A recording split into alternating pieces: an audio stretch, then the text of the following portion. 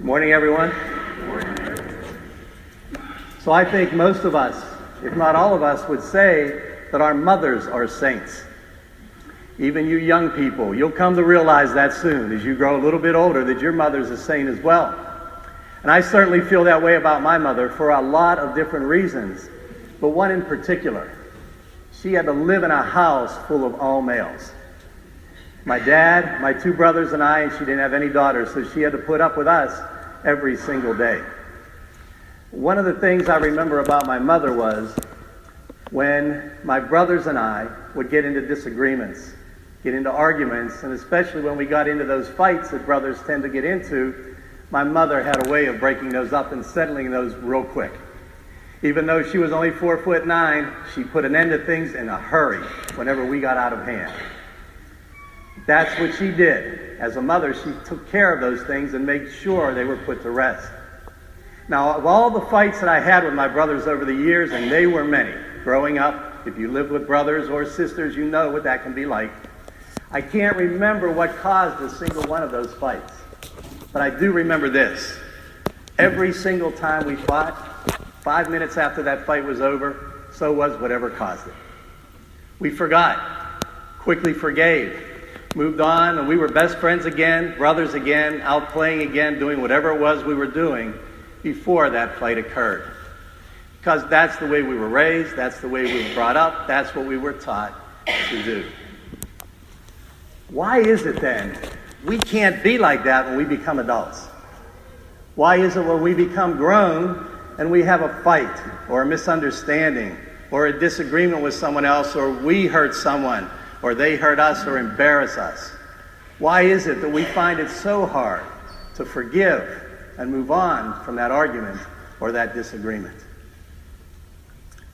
We turn to our faith, we turn to the teachings of our church to help us figure out why. And as Catholics, we've all heard of the 7 deadly sins or the 7 cardinal sins that lead us to sin. And it's 2 of those that cause us to have such a hard time to forgive one another. It's the sin of wrath or anger and the sin of pride. When someone does something to us, we get upset. We become angry. And as we heard in that first reading today from Sirach, instead of letting that anger go, we tend to clutch it and hold on to it as if it's some gift that we've received. And it's not. But it's that anger that keeps us from being able to forgive someone who's done something to us. And at times, it can be our pride that keeps us when we've hurt someone else, or we've embarrassed or humiliated someone else. It's our pride that keeps us from being able to go to them and ask for forgiveness, and also forgiving that forgiveness when it's asked of us. Because if we've been hurt, we may not want to let that go. We may not want to forgive, but we're called to do so. We hear that in our scripture passages today so loud and so clearly. In Sirach, we hear how that anger causes us to sin, creates that sin, and we don't let it go.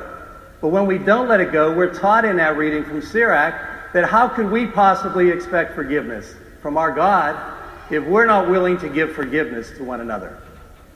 We expect our God to love us so much that he'll forgive us of anything. But we have to be willing to forgive one another first before we can expect God to forgive us. And in the gospel reading, Jesus, when Peter came to him and said, "Lord, my brother does these things to me all the time. How many times do I have to forgive him? 7 times? And Jesus says, not 7, 70 times. And in other interpretations of that scripture passages, Jesus says 70 times 7 times. And the lesson that he's trying to teach us is we forgive as many times as we have to. No matter how many times we're wrong, we need to forgive. Whether that forgiveness is asked or whether it's sought or not. We're to forgive with all of our hearts, as Jesus does, as Jesus forgives us. So how do we do that when we're human and those human emotions that cause us to sin rage within us? Here's one suggestion. The next time someone does something to you that hurts you, no matter how deeply, or humiliates you in front of other people or embarrasses you, the first thing we should do is say thanks to God. And I see some of you looking at me like I'm crazy. I should thank God for allowing me to be hurt, for allowing me to be humiliated. But here's why.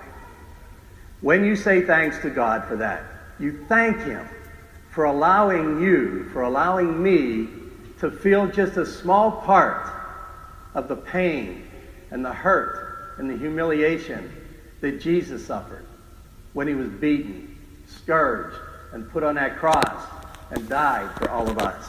We thank God for allowing us to know what Jesus felt in some small manner. And if Jesus can say on that cross, Father, forgive them, for they do not know what they are doing, why can't we say, Father, forgive that person who hurt me? We have to be willing to do that. That's what Jesus did. That's what He calls all of us to do. And in our second reading today from Paul to the Romans, that's a reading that we typically hear in a funeral mass, where we don't live our lives for ourselves, but we live our lives for God and what God calls from each of us. But what we didn't hear in the scripture passage today is the ending to that passage, where Jesus said, we will all stand before the judgment seat of God and give an account of our lives. Each and every one of us will have to do that someday. And hopefully we look forward to that because it will be a good account. But it all depends on the choices that we make now, while we have the opportunity to make those choices. We can choose to be like the servant in Matthew's gospel today, who begged forgiveness of his king, and the king gave him forgiveness and forgave his debt. And then he goes on to try to collect the debt from one that was owed him, and instead of showing that same forgiveness and that same mercy, he beat and choked that servant and threw him into prison until he could pay back that debt. Now, if we're like him, we saw what happened to him when his master found out. He had him thrown into prison because he didn't show the same mercy that was shown to him. Or we can be like Jesus, and we can forgive no matter what it is that's done to us, no matter how much pain we've suffered. We can be a loving and forgiving person. So it's our choice, one or the other. And when that day comes when we have to stand before God and give an account, we can either expect to receive mercy from Him because we ourselves have shown mercy, or we should not expect to receive that same mercy when we ask it of Him if we've not shared it with our brothers and sisters.